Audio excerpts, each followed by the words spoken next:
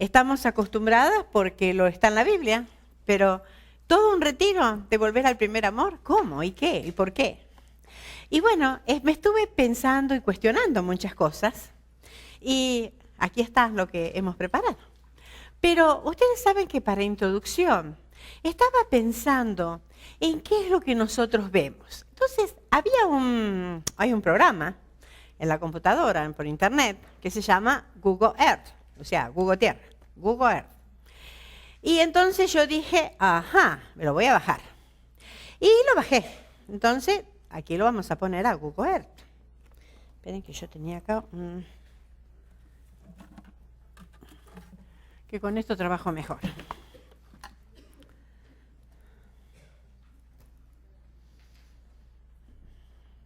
Está medio lento, entonces porque vamos a viajar, ¿ok? Esto es para viajar. Ahí tienen el mapa, el mundo, y ahí estamos nosotros, en Estados Unidos, ¿verdad? Entonces, ¿dónde yo quise que ir? Adivinen, ¿dónde quise ir? No. Tengo un hijo misionero en España. Entonces yo dije, quiero ir a España. Entonces puse acá, España. Y entonces, me fui para España, ¿verdad? Me fui para España. Entonces digo, ¿y ahora qué hago en España? Pues quiero ir a donde está mi hijo. Entonces puse, ¿dónde está mi hijo? Mi hijo está en la ciudad de León. León. Y ahí está España. Entonces pongo ahí search. Y vamos a ver que me está llevando a la ciudad de León. Ahí está él. Yo sé que Madrid es más importante, pero ¿saben qué? A mí me interesa dónde está él. Pero entonces yo dije, como soy curiosa, yo sé que él está de misionero, yo dije, quiero ir, y como conozco la iglesia donde él va, yo quiero ir a la iglesia donde él va, y quiero ir, aparte que él está trabajando con una persona que nosotros en el Ministerio Hispano queremos mucho, David Robles, y nos liga muchas cosas ahí. Entonces yo dije, quiero ir a la iglesia.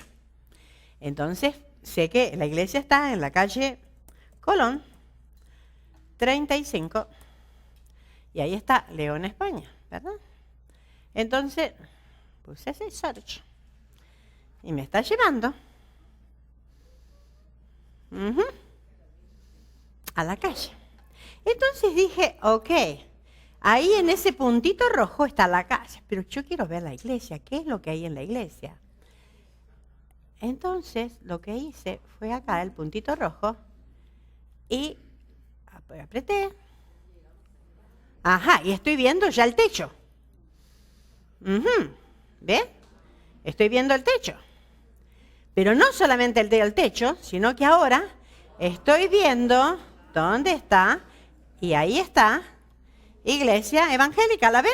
Esa es la iglesia donde va mi hijo, donde va David Robles, donde he estado. Ahora, ¿saben una cosa? Yo puedo ver la iglesia, yo puedo ver la puerta, ver la fachada, la reconozco, pero no puedo escuchar los mensajes. No pude saber cómo cantaban. Y menos todavía pude ver las intenciones que tienen allí en esa iglesia. Pero ¿saben? Hay alguien que sí puede, no solamente escuchar los cantos, no solamente escuchar las predicaciones, sino que hay alguien que puede incluso escuchar y ver lo que hay en nuestro corazón. Y eso es lo que se va a tratar hoy, es poner nuestro corazón a lo que el Señor quiere, a lo que el Señor quiere. Entonces, para este día, lo que vamos a ver entonces, lo que hemos puesto es volviendo al primer amor. Volviendo al primer amor.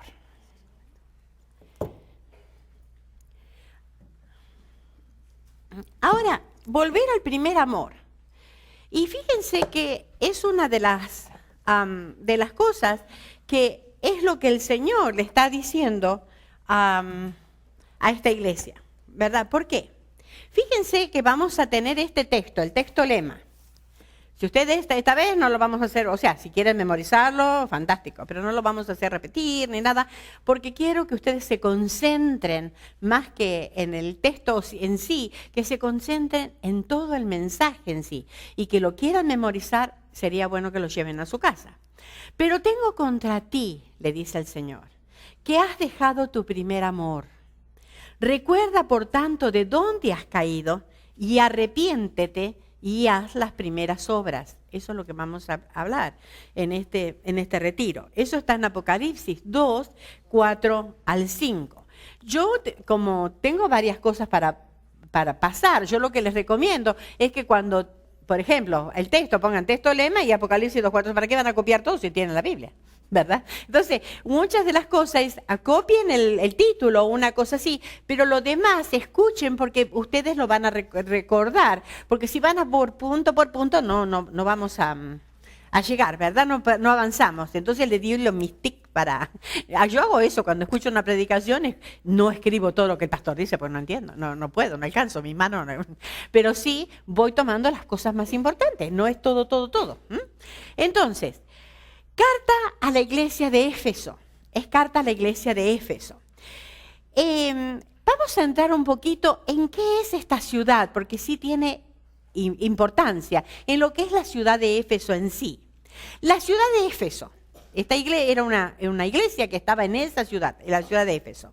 Éfeso, el nombre Éfeso quiere decir la deseada. Eso quiere decir eso. Está situada en la costa del mar Egeo. Y es era una gran ciudad porque tenía más de 300.000 habitantes. Imagínense que en el tiempo de Pablo, hablar que una ciudad tenía más de 300.000 habitantes, era una ciudad grande, muy grande. Y ahora 4 razones por qué era tan importante. 4 razones de la importancia que ellos tenían. Primero, en razones políticas. La segunda eran razones económicas, la tercera razones culturales y la cuarta razones religiosas. Y uno puede decir, ¿y para qué vamos a perder el tiempo para saber qué había ahí? Es que muchas veces el contexto quiere decir mucho en lo que hace a la iglesia. Entonces, por eso nos vamos a detener primero a ver qué era esta ciudad, este Éfeso. Entonces, razones políticas. Era una ciudad muy importante políticamente. ¿Por qué? Porque allí residía el gobernador. Es interesante porque era considerada por su importancia la capital del Imperio Romano en Asia, aunque no fue porque era Pérgamo, pero era más importante que Pérgamo. Por lo tanto, muchos pensaban que la ciudad capital, digamos, por la importancia, era Éfeso. Era una ciudad muy importante y allí hacía su residencia el gobernador. Entonces, las razones económicas que tenía. Tenía un puerto muy importante, La ciudad prosperó muchísimo durante el Imperio Romano. Ustedes saben que ciudades que tienen puerto prosperan mucho por el comercio marítimo que se hace, porque no es solamente terrestre o cerquita, sino que se expande, ¿verdad? Van a otros lugares. Entonces, acuérdense que dijimos que estaba en la costa del mar Egeo, por lo tanto, al otro lado había más países y por lo tanto ellos podían negociar.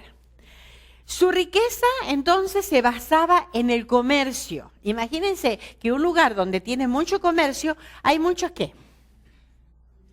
Mucho dinero, sí. Pero a la vez, al tener puerto, era mucha gente que venía y se iba. Entonces, era muy cosmopolita, decimos nosotros. Tenía gente de diferentes lugares, ¿verdad? No eran solamente todos los de Éfeso, sino que había una multitud de ciudades, de gente. Grandes vías de comunicación por tierra, o sea, no solamente tenía el mar, sino que había grandes vías de comunicación por tierra. Fíjense que estamos hablando tiempo de Pablo. Nosotros nos parece siempre que allá en el tiempo de Pablo, vaya a saber cómo iban, ¿no? Con calle de... Sin embargo, había rutas, el Imperio Romano había hecho rutas muy importantes que se comunicaban uno con otro, porque el Imperio Romano les interesaba el comercio. Entonces, mientras los tenía agarrados y gobernados, entonces ahí es lo que ellos se movían, ¿verdad? Así que tenían un comercio marítimo por el puerto, que se iban a otros lados, y comercio terrestre, caminos que iban internos. Por lo tanto, era una ciudad que tenía un punto estratégico tremendo. Pero también era importante culturalmente. Fíjense que tenía la biblioteca más grande, una biblioteca muy grande, dice que se consideraba que era la biblioteca más grande en aquel tiempo, conocida como la Biblioteca de Celso. Fue completada en el año 135, miren que no había nacido yo todavía, así que fíjense, estaba por allá.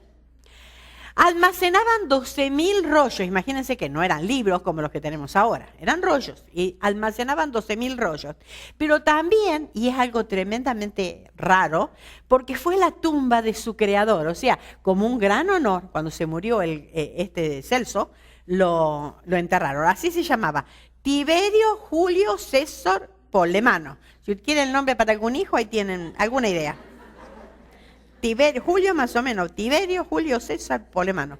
Ok, así se llamaba este señor y allí lo enterraron en honor a él, porque era una persona que tenía muchísimo poder y mucho dinero, por supuesto, para hacer semejante cosa. Esa era la biblioteca, por supuesto, la ruina, lo que quedó la biblioteca, ¿verdad? Pero imagínense en aquel tiempo, una estructura tremendamente grande para aquel tiempo. Por eso nosotros siempre pensamos que vivían como en las cavernas. Pero fíjense, ¿no? Era una biblioteca muy, muy importante. Tenía también, aparte culturalmente, tenía el anfiteatro de Éfeso una capacidad para 25.000 personas. Las ruinas del anfiteatro. Imagínense, era enorme. Así que imagínense que estos de Éfeso tenían entretenimiento, tenían cultura, tenían todo. Comercio y dinero. También era muy importante religiosamente, porque estaba la iglesia que fundó Pablo. No. Religiosa porque estaba la diosa Diana. Diana era el nombre romano, pero la Artemisa era el nombre que le habían dado los griegos. Era una diosa. Y esta diosa promovía la prostitución y promovía libertinaje y proponía todas esas cosas, porque era en honor a la diosa, ¿ok? Esa era la diosa. Miren ustedes las cosas que tienen ahí, ¿no? Como dice que tenía como muchos pechos, ¿no? Sí, pero era una cosa de prosperidad, de fertilidad y demás cosas. O sea, era algo bien interesante verla esta. Y esta diosa, el templo se construyó en 120 años, fíjense. Era un templo increíble, ahora les traje algunas imágenes. El templo de ella. Y era un templo de grandes dimensiones y tenía una hermosa arquitectura. Si le interesan las dimensiones, no la puse ahí, pero era de 377 pies de largo, o sea, 115 metros de largo por 180 pies, o sea, 55 metros. O sea que era una cosa enorme. Y estaba realizado principalmente en mármol. Así que imagínense semejante estructura y de mármol, dedicado a la diosa.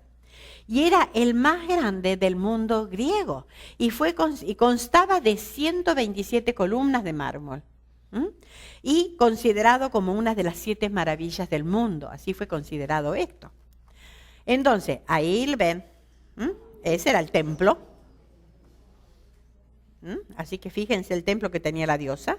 Y ahí la ven de nuevo. Y todas esas chicas que eran las sacerdotisas, vestidas de blanco, ¿no? Que iban a ofrecerse a esa diosa.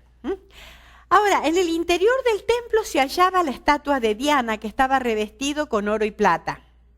Y la ciudad de Éfeso era llamada guardiana del templo. O sea, para ello era muy interesante que se llamaba así, guardiana del templo.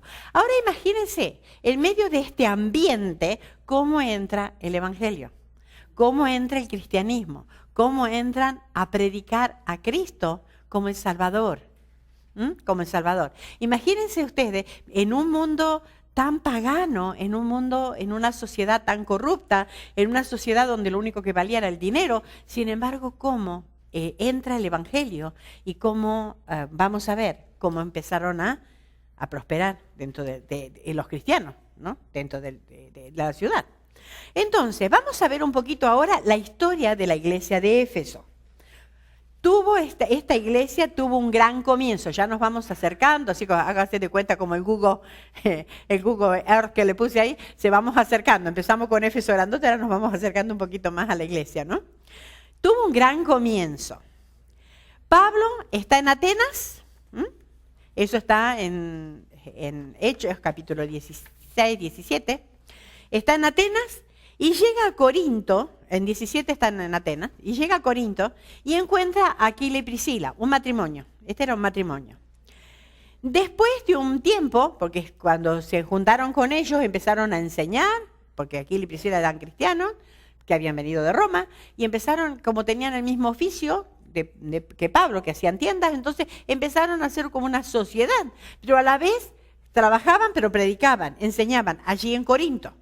Pero cuando Aquila y Priscila, dice que cuando estaban en Corinto, ellos dijeron, yo me voy, dijo Pablo, porque ya hablamos aquí, y Pablo y Aquila y Priscila se van con él. Y ahí en Hechos 18, 18 vemos que dice, mas Pablo, habiéndose detenido aún muchos días, o sea, estuvo muchos días en Corinto, se despidió de los hermanos y navegó a Siria, y con él Priscila y Aquila. O sea, deja Corinto y se va con Aquila y Priscila.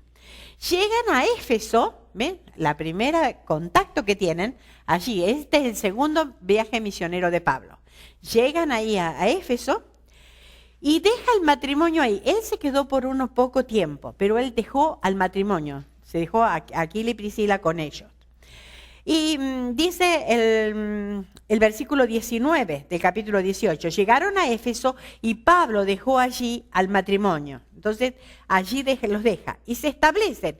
Y por lo que dice después, allí tienen una iglesia. Ellos ponen, o sea, Aquila y Priscila, su misma casa, no en ese mismo momento que los dejó, pero más adelante, cuando la gente empezaron a conocer al Señor, abrieron su casa para tener una iglesia en la casa. Entonces, 1 Corintios 16, 19 dice eso, que abrieron su casa y tenieron una iglesia. Lo que dice ahí Pablo cuando está mandando los saludos, dice, y saludadme a Aquila y Priscila y la iglesia que está en su casa. O sea que es la casa que tienen allí. Entonces, ahí les traje un mapa para que vean dónde está Corinto y cómo se fueron a Éfeso. Pablo siguió camino, pero se quedó allí, Aquila y Priscila. Ahora, Hechos 19:1 dice, aconteció que entre tanto que Apolo estaba en Corinto, Pablo, después de recorrer las regiones superiores, vino a Éfeso. ¿Qué pasó? Bueno, Pablo siempre que terminaba su viaje iba a Antioquía, la iglesia donde lo había enviado. Después de un tiempo sale a su tercer viaje misionero, y en el tercer viaje misionero es donde está hablando aquí. ¿Qué es lo que hace? Apolo estaba en Corinto, él pasa a Éfeso y se quedó un tiempo. Dice en su tercer viaje misionero, Pablo va a Éfeso y Hechos 19:10 dice, así continuó por espacio de 2 años enseñando allí en Éfeso. De manera que todos los que habitaban en Asia, judíos y griegos, oyeron la palabra del Señor Jesús. Entonces se quedó allí por 2 años, predicando y enseñando. Pablo nunca se iba de vacaciones. Me voy a tomar vamos por el mar Egeo a ver qué tan bonito. No, él no se tomaba vacaciones. Iba predicando y enseñando, donde siempre lo vemos, ¿no? Enseñando la palabra, era su pasión. Y fíjense qué interesante, porque dice el versículo 10, dice, después de recorrer las regiones superiores vino a Éfeso. El versículo 10. Así continuó por espacio de 2 años, de manera que todos los que habitaban en Asia, judíos y griegos, ¿qué? Oyeron la palabra del Señor Jesús. Miren cómo predicaba y cómo enseñaba, que llenó la palabra por todo Asia. O sea, quiere decir que todas esas otras iglesias que vemos en Apocalipsis, Pérgamo, la Odisea, Esmirna, Sardis, todas esas estuvieron escuchando la palabra de Dios por medio de Pablo. Ahora, Hechos 19:11 dice, y hacía Dios milagros extraordinarios por medio de Pablo. Fíjense qué comienzo tuvo. Un gran comienzo. Tuvo un gran comienzo. Realmente podemos decir que fue Dios obrando entre medio de ellos de una manera evidente. Y ellos creyeron en la palabra del Señor. Esto eran los efesios. Ahora, gran respuesta. Imagínense, vayan hilando, porque todo esto que estamos viendo es las mismas palabras que el Señor le dijo a la iglesia en Éfeso cuando nosotros estuvimos, que dijimos, que tengo contra ti, ¿qué? Has perdido tu primer amor. Es la misma iglesia, es la iglesia de Éfeso. Por eso ahora estamos mirando qué es esto. ¿Por qué? ¿Por qué? La gran respuesta que ellos tuvieron. Hechos 19, del 17 al 20. Dice que era magnificado, o sea que quiere decir glorificado o exaltado, el nombre del Señor Jesús. O sea que en Éfeso era glorificado y exaltado. ¿Por qué? Porque veían el poder de Dios obrando. Y el versículo dice, exaltaban el nombre del Señor. Y el versículo 18 dice, y muchos de los que habían creído, entonces creyeron, pero fíjense, y dice, venían confesando y dando cuenta de los hechos. O sea, confesaron. Cuando escucharon la palabra de Dios, ¿qué se dieron cuenta? Se dieron cuenta que tenían pecado y que tenían que confesar sus pecados. Ahora, ¿se los confesaron a Pablo? ¿Tenía poder Pablo de perdonar? No, claro que no. Confesando, ¿a quién se lo confesaban? Pues a Dios. Porque ellos sabían que estaban mal, ¿verdad? Así que la respuesta era de un corazón dispuesto hacia Dios.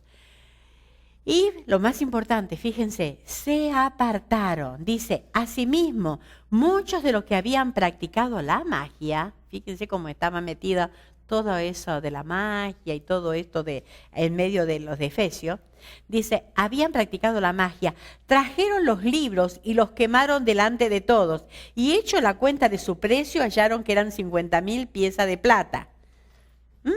Trajeron los libros de magia, valor 50,000 piezas de plata, que quiere decir que es igual a 500,000 días de trabajo.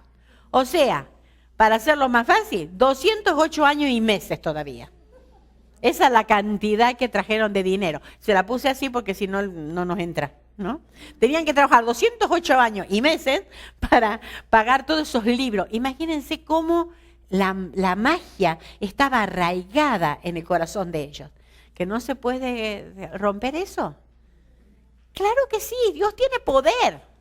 Dios tiene poder y ellos lo hicieron. ¿Pero qué hicieron? Oh, bueno, yo lo voy a dejar por las dudas que si después, más adelante me da la gana de volver. Total, un recuerdito de mi abuelita. Total, esto, ¿qué me va a hacer si, bueno, yo ya creo en el Señor, pero lo dejo ahí por las dudas? ¿Qué hicieron ellos? Lo quemaron. No está más, yo no lo tengo más, me desligué de eso. Eso es realmente la conversión. Eso realmente es confesar y apartarse para hallar misericordia. Eso es realmente cuando nosotros creemos en Cristo como Salvador, es dejar, es romper con todas las tradiciones y cosas que nos vienen molestando y entregarnos al Dios vivo y verdadero. No está en la palabra, afuera, ¿no me sirve? No dejarlo por las dudas porque, bueno, ahí lo dejo. No, realmente tenemos que actuar de una manera firme. ¿Por qué? Porque Dios es el Dios de orden, y Dios es el Dios de amor, y Dios es el Dios que nos rescata. Y ellos escucharon la palabra, por eso digo que hubo una gran respuesta, porque no solamente confesaron, creyeron, sino que se apartaron de lo que tenían. La magia estaba arraigada en ellos y dejaron entonces su práctica, dejaron sus ídolos. Imagínense que cada uno tenía una dianita en la casa, ¿no? Porque la gran Diana estaba ahí, pero tenían todo Dianita, porque vieron cómo se multiplican. Y la hacían de plata, tal es así que el negocio se le vino abajo. ¿Por qué? Porque dejaron los ídolos. El negocio de los ídolos se fue a bancarrota. Tal es así que hubo un tumulto tan grande, porque dice, nosotros, claro, cuando vieron que no les daba dinero, porque ya no podían más vender los templecillos, vieron como cuando vamos y nos venden esas cositas chiquititas en los países de... y ellos, bueno, hacían esas cosas, esas réplicas. ¿Pero por qué? Por el dinero que ganaban. ¿Qué? Vamos a hacer recuerditos de lo que era el dinero que ganaban. Y cada uno en su casa tenían de esos.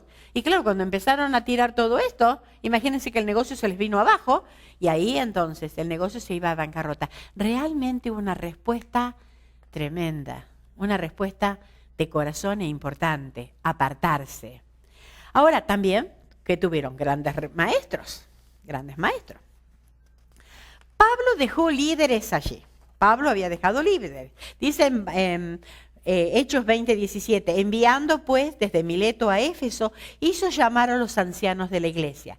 Los ancianos, no eran los viejitos de la iglesia, Los ancianos de la iglesia, pastores, eran y líderes de la iglesia, eran gente que tenían autoridad en la iglesia. Y entonces quiere decir que si había líderes en la iglesia, imagínense que Pablo en 3 años predicó, la gente se convirtió y formó líderes. ¡Qué enseñanza, ¡Qué enseñanza! Pero también dejó a Aquila y Priscila, nuestro matrimonio, ¿recuerdan? Aquila y Priscila, eso lo van a encontrar en Hechos 18 y 19. También estaba Apolos, y dice Hechos 18:24, llegó entonces a Éfeso un judío llamado Apolos, natural de Alejandría, varón elocuente, poderoso en las Escrituras. ¡Qué maestros!, ¿no? Allí en la iglesia de Éfeso. También estaba Timoteo, el hijo espiritual de Pablo. Dice 1 Timoteo 1:3, como te rogué que te quedases en Éfeso. O sea que Timoteo por largo tiempo fue el pastor de Éfeso. También estaba Tíquico, que es un ayudante de Pablo, un colaborador muy cercano. Dice Efesios 6:21, para que también vosotros sepáis mis asuntos y lo que hago, todo os lo hará saber Tíquico, hermano amado y fiel ministro en el Señor. Qué hermoso, ¿no? Me encanta cuando Pablo les pone algunas cosas, porque Pablo no les decía mentiras, sino que decía lo que era para él, y era un hermano amado y fiel ministro.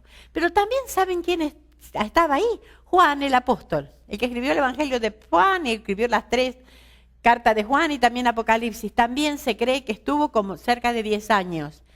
Y Juan, lo que tenía Juan, ¿cuál era la importancia que estuviera Juan ahí? El apóstol amado, pero más, a ver, sí, era el apóstol amado.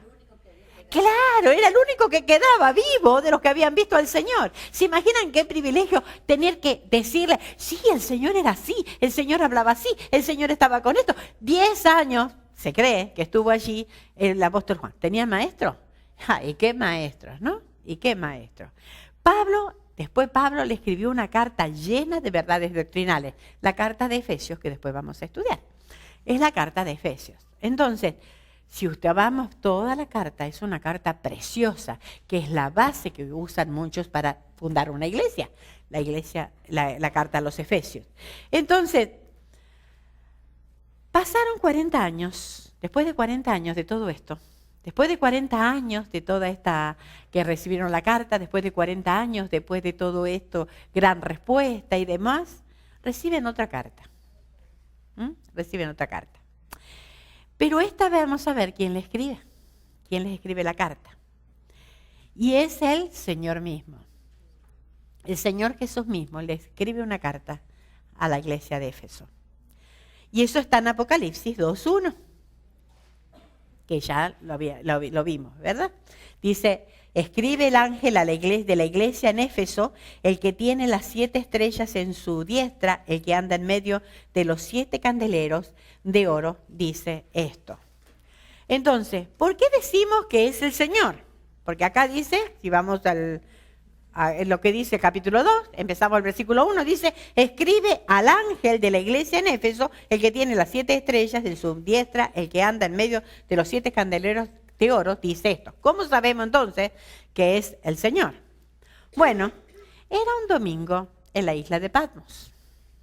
Un domingo, porque estaba en el día del Señor, así que era un domingo en la isla de Patmos. ¿Y qué pasó ese domingo? Juan ve al Señor. Juan ve al Señor. Él estaba prisionero en la isla de Patmos, estaba exiliado. No podía salir de allí. O sea, no era un premio que le habían dado para descansar, una isla, no. Estaba prisionero. Pero él en una visión ve al Señor. ¿Y qué es lo que ve? Vamos a ver en Apocalipsis 1:12. Y me volví para ver la voz que hablaba conmigo, y vuelto vi 7 candeleros de oro. Ahora, versículo 12 dice que 7 candeleros de oro. Pero si vamos al versículo 20, nos dice que los candeleros de oro son... ¿Quién tiene 1.20? A ver quién lo puede leer fuerte. Yo escucho, pero no sé qué dijo, ¿no?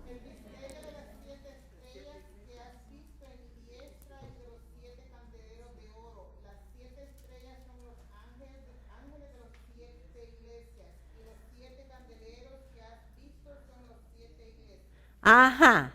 Entonces, los 7 candeleros son las iglesias. Eso es lo que dice el versículo 20, ¿verdad? Entonces, ahora fíjense qué interesante. Un candelero no genera luz, sino que la transporta, la deja ver. Pero él no genera, no tiene cosa como para generar por sí mismo. Un candelero, si no le hacemos nada, está ahí. Es algo, un adorno, pero no es nada. Entonces, no genera la luz, la transporta. Cristo es la luz. Es la luz. O sea, la iglesia en sí no es la luz, sino que tiene que tener la luz de Cristo para que pueda alumbrar. Juan 8:12 dice, yo soy la luz del mundo. Las iglesias deben ser entonces portadoras de la luz del evangelio de la gracia de Dios. Cada iglesia tiene que ser eso, es portadora de la luz del evangelio de la gracia de Dios. Nuestra misión entonces...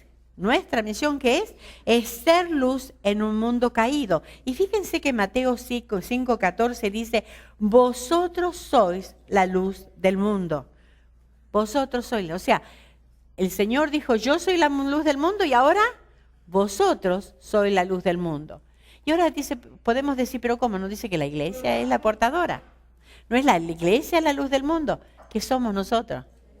Vamos a ver mañana entonces cómo está formada la iglesia, pero hoy vamos a seguir adelante con esto. Nosotros somos la iglesia. Entonces, fíjense que es un mensaje que va a pegar a nuestro corazón, va a apuntar a nuestro corazón. Entonces, versículo 13 dice, y en medio de los 7 candeleros, a uno semejante al Hijo del Hombre, vestido de una ropa que llegaba hasta los pies y ceñido por el pecho con un cinto de oro. ¿Se acuerdan que habíamos leído en 2.1 que el que tiene los 7, el que anda en medio de los 7 candeleros y el que tiene las 7 estrellas en la mano, dice esto? Bueno, ahora estamos viendo quién es. Es el mismo Señor. Dice, versículo 13, semejante al Hijo del Hombre. ¿Por qué? Porque el Señor, aún resucitado, todavía conserva la semejanza que Él tuvo. Glorificado, es el Señor glorificado. Pero fíjense que cuando el Señor se va, recuerdan en Hechos capítulo 1, versículo, dice que fue subido al cielo y todos se quedaron mirando, ¿no? Y entonces, ¿qué dijeron los ángeles? ¿Qué miran al cielo? Este mismo Jesús, el que ustedes ven subir, ese vendrá.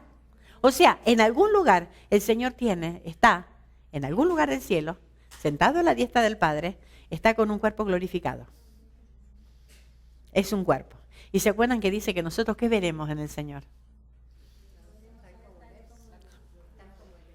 Nosotros sí, nosotros vamos a ser tal como es, pero ¿cómo le veremos? Sí.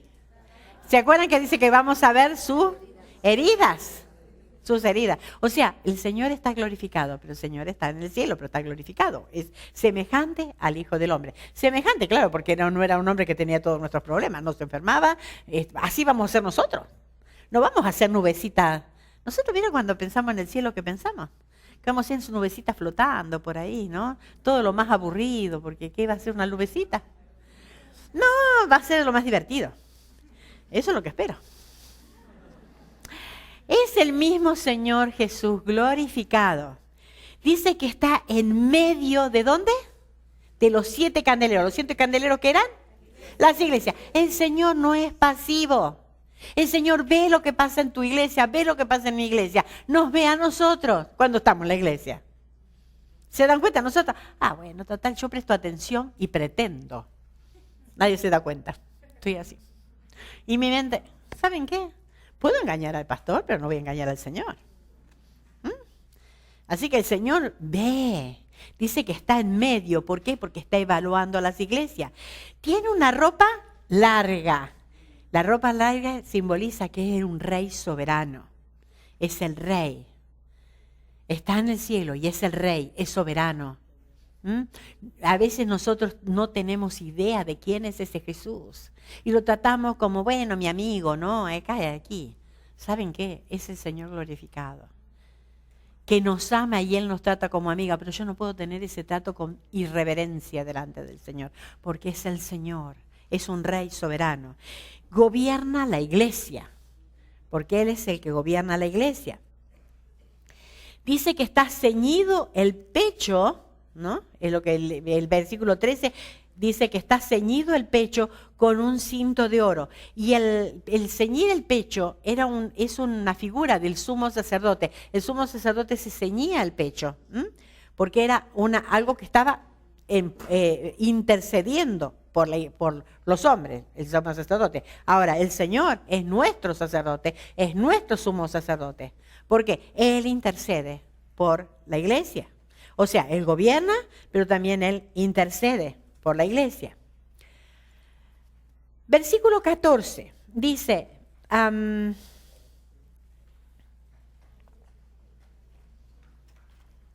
versículo 14, dice que su cabeza y sus cabellos eran blancos como blanca lana y como nieve.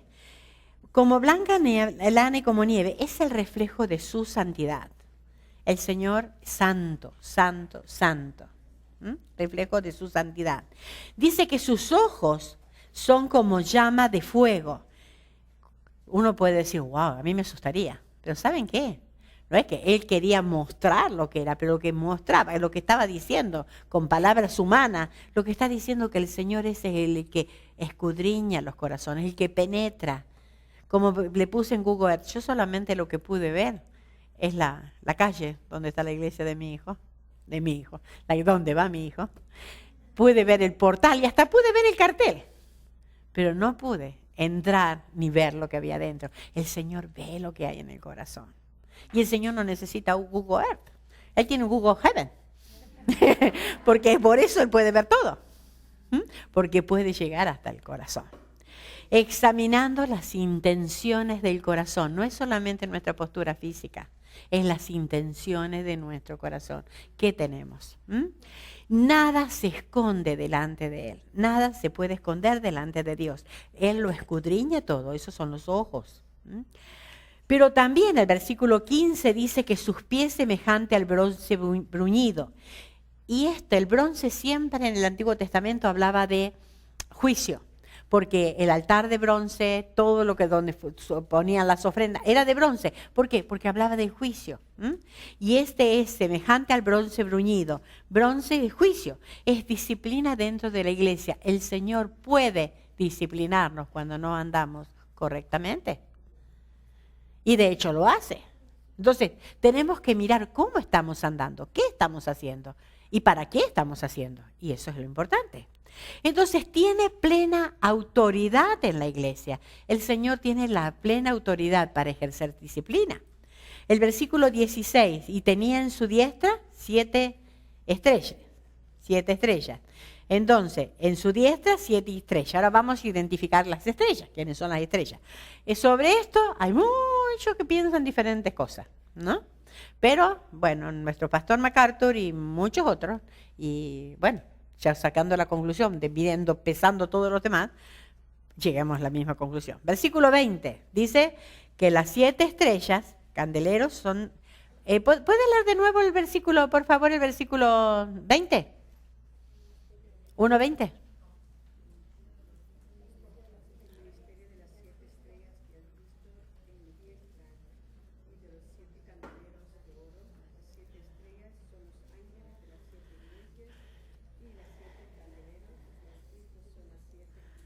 Claro, gracias. Entonces dice que los 7 estrellas son los ángeles.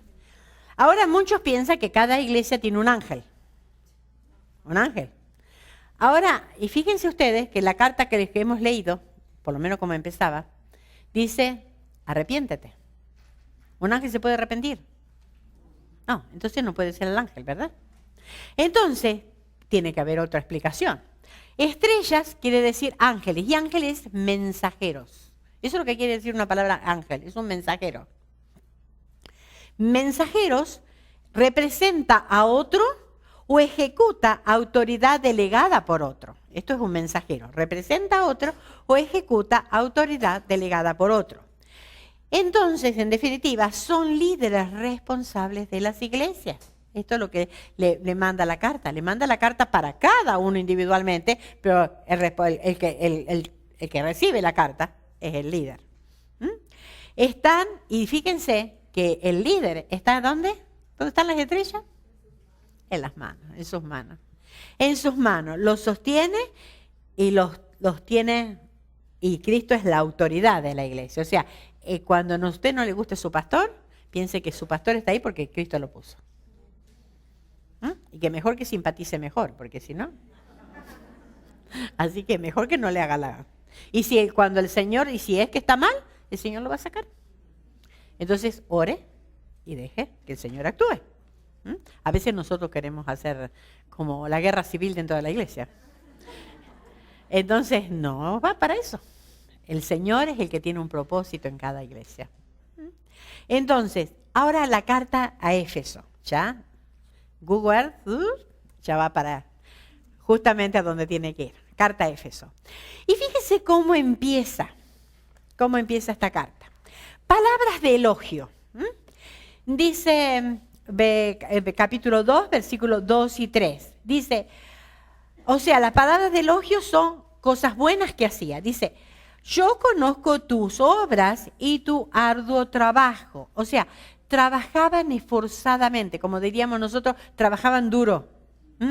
Y esa palabra arduo quiere decir, trabajaban tanto hasta quedar exhaustos. O sea, trabajaban muchísimo en la obra del Señor. No es que trabajaban en su comercio o en sus cosas que tenían. Trabajaban mucho en la obra del Señor. Quería decir, no eran gente pasiva en la iglesia. Vieron que tenemos los activos y los pasivos en la iglesia, ¿no? Aquellos que uno apenas dicen amén, ya se subieron arriba del carro para irse.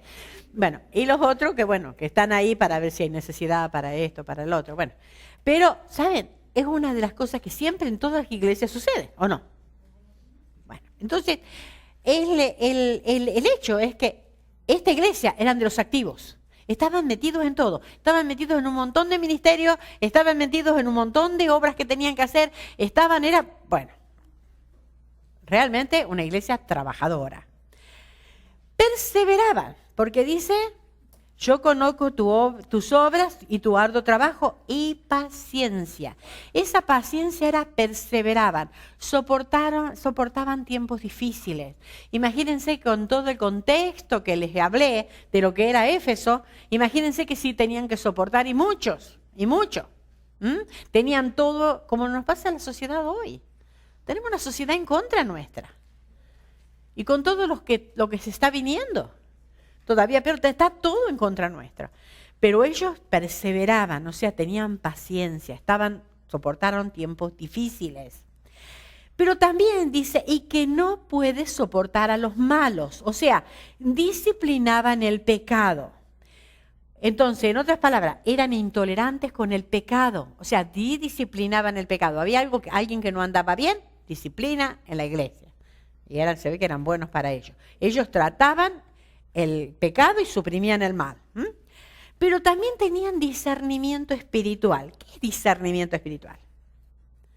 Discernimiento espiritual es saber el error, saber conocer.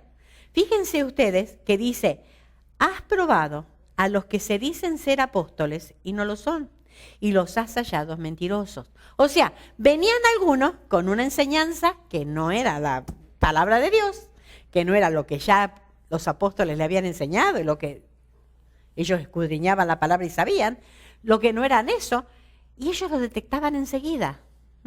Dice, has hallado mentiroso. Ellos lo bajaban enseguida. Estaban diciendo falsa doctrina. Abajo, mijo, esto no va con nosotros, no es de aquí. Ahora, para tener discernimiento, ¿qué hay que tener? Conocimiento de la palabra. Si no tenemos conocimiento de la palabra, pues no tenemos discernimiento. Entonces ellos y claro, con semejantes maestros, miren si tenían conocimiento y mucho. Entonces, fíjense que ellos habían tenido los mejores maestros. Ahora, se caracterizaban entonces por el servicio, la constancia, la santificación, el discernimiento Y todo lo hacían, fíjense lo que dice el versículo 3, has sufrido y has tenido paciencia y has trabajado arduamente por amor de mi nombre y no has desmayado. O sea, podemos decir, tenía la actitud correcta, motivos correctos. Querida, cuando yo leo todo esto, yo digo, wow, ¿cuál es el problema de esta iglesia? Si es una iglesia ejemplar, una iglesia que nosotros le diríamos, wow, eso es una iglesia como la mía, quizás como la tuya, es una iglesia, en mi iglesia se practica esto. O sea, conocemos mucho, sabemos mucho, tenemos maestros buenísimos, sabemos de Biblia, sabemos de todo. A ver, dígame un versículo, yo te lo digo, tenemos así. O sea, la iglesia parecía preciosa y el Señor la elogia. Pero, advertencia. Versículo 4. Tengo contra ti que has dejado tu primer amor. Tengo contra ti que has dejado tu primer amor. Querida, ¿qué pasa cuando el Señor está mirando tu corazón? Quizás estás envuelta en un montón de actividades, de ministerio. Quizás estás envuelta en un montón de programas y de cosas. ¿Pero qué hay en el corazón? ¿No será cosa que el Señor que mira, que escudriña, que ve y que vio en Éfeso, nos está viendo a nosotros? ¿No será lo mismo que está mirando en nuestro corazón? ¿Qué hay en nuestro corazón? Por eso es que dejar el primer amor, y fíjense que dice contra ti, y es personal, es un mensaje que para mí, que es para ti. Es un mensaje que no podemos decir, bueno, está hablando de la iglesia, que yo MacArthur lo agarre. Total, es para él. Porque no, es para ti. Tengo contra ti. Es personal, es mío. La responsabilidad de mantener el amor es individual. Has dejado, y fíjense una cosa que me llamó mucho la atención. Dice, has dejado, no dice has perdido. Es diferente. Perder, no sé a dónde lo dejé o a dónde lo puse. Dejado es algo como uno lo hace, lo va haciendo, se va deslizando. Lo has dejado, lo han descuidado y cambiado por otras cosas. Tu primer amor, ¿qué? Tenía que ser la prioridad, Cristo primero. Pero ¿cuántas veces dejamos el amor a Cristo por otras cosas que hay tanto? Pero estoy tan ocupado en la obra del Señor. Tengo tanto que hacer en la obra del Señor. ¿Saben? No olvidemos que lo primordial, lo primero es lo que Él quiere, no lo que yo quiero, lo que a mí me parece. Lo primero que Él quiere es mi corazón, es mi disposición. Y fíjense que esta iglesia tan encomiable, con tantas cosas, que parecía la iglesia perfecta, el Señor encuentra alguna falla tremenda. Has dejado, lo has abandonado, lo has descuidado, tu primer amor. Ellos pusieron la actividad primero, doctrinalmente correctos, pero fríos. Cuidado que muchas veces estar doctrinalmente correctos nos puede tener hasta soberbia espiritual. Porque sabemos. Pero el Señor, ¿qué dice? Mira nuestro corazón. Mira nuestro corazón. El Señor está más interesado en lo que hacemos con Él que lo que hacemos por Él. Nosotros muchas veces estamos tan dispuestas a hacer cosas para Él, meternos en tantas cosas, que nos olvidamos de lo más importante. Nos olvidamos que el Señor es el que está mirando el corazón y el Señor está pidiendo. Yo digo, ¿cuántas veces sentimos en nuestra vida que quizás hay vida vacía? Que ya mi oración no era como la de antes. Que ya es como que yo antes tenía, no sé, una frescura diferente con el Señor. O que la lectura de la palabra me conmovía. Y como que ahora la leo, bueno, sí, ya la leí, ya está. ¿Qué leíste? ¿Qué sé yo qué leí? Ya leí la Biblia. No la disfruto. ¿Cuántas veces vamos al servicio y estamos, faltan 5 minutos? ¿Cuánto? A ver, ¿cuánto? ¿Cuántas veces cantamos y cerramos el himnario y ni sabemos lo que cantamos? Ya no nos conmueve. ¿Qué es lo que está pasando? Quizás el Señor está mirando nuestro corazón y nos está diciendo, ¿sabes qué? No me impresiona lo que haces. Me impresiona lo que eres y lo que tú eres, has perdido tu primer amor. La primera amor, ¿se recuerdan cuando se convirtieron? ¿Cómo nos sentíamos? La primera vez que dijimos al Señor, Señor, quiero que sea tu Salvador, quiero que seas mi Salvador. ¿Cuánta alegría que teníamos? Qué carga inmensa se nos fue. Qué lindo. A lo mejor no conocíamos muchísimo de la Biblia, a lo mejor sabíamos un solo versículo, pero ahí lo leíamos ese. Y preguntamos, ¿qué quiere decir aquí? ¿Qué quiere decir aquí? Y cantábamos, ¡ay, qué hermoso, qué esto, qué lindo! Y queríamos ir a todas las reuniones y comernos lo que nos decían. ¡Wow! ¿Dónde hemos caído? ¿Dónde hemos caído? Recomendación, versículo 5. Recuerda, por tanto, de dónde has caído y arrepiéntete y haz las primeras obras. ¿Saben? Otra palabra que me tocó mucho. Recuerda de dónde has caído. Para caerse, uno cae siempre más bajo, ¿verdad? Porque no se puede caer alto. Quiere decir que ahora estaban más bajo que cuando empezaban. Así los vio el Señor. Quizás conocían mucho más, sí. Quizás que habían trabajado mucho más, sí. A lo mejor ahora podían hasta discutir doctrina con otro. Pero habían perdido su primer amor.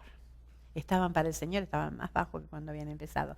Recuerda, por tanto, de dónde has caído y arrepiéntete y haz las primeras obras.